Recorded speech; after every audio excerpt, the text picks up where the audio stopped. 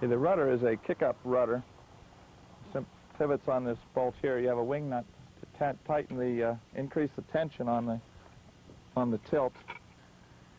It slips onto the rudder fittings, and it's important to note there isn't a need to pull the pin all the way out. You can pull it part way out and then slip the rudder and pin on the hull together. The lower fitting for the rudder is under the hull fitting. You line up the holes and slip the pin on through. And it's locked in place with the rudder fitting straddling the hull fitting. The tiller slips into the rudder head, and then the brass Carter key slips into the hole just after this bolt and locks the tiller in place. The rudder is also locked on because the pin can't come up now with the tiller in place.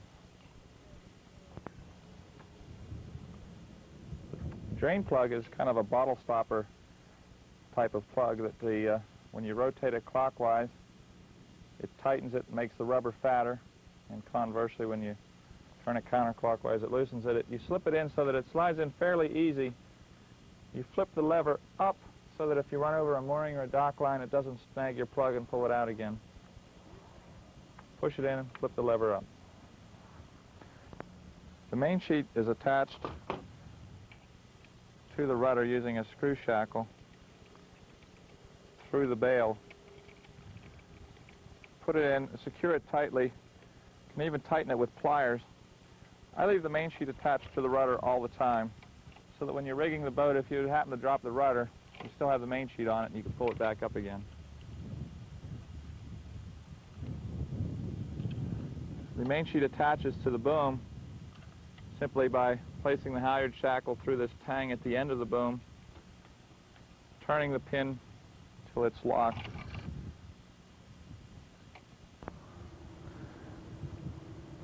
The mid-boom block for the main sheet attaches to the bail at the center of the boom with a screw shackle also.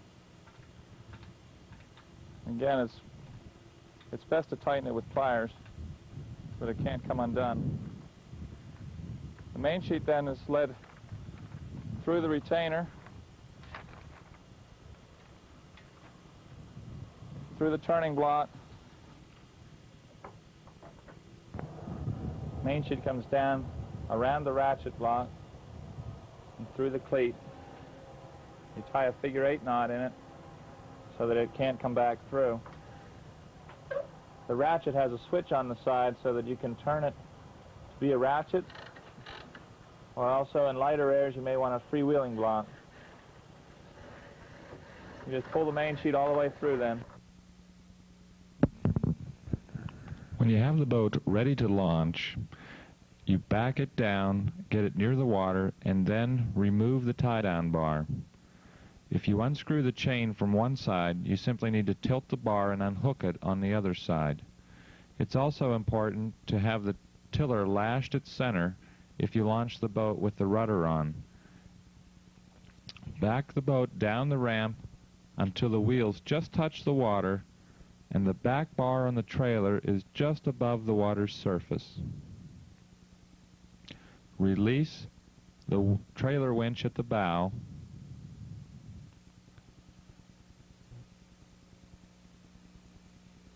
Take hold of the bow line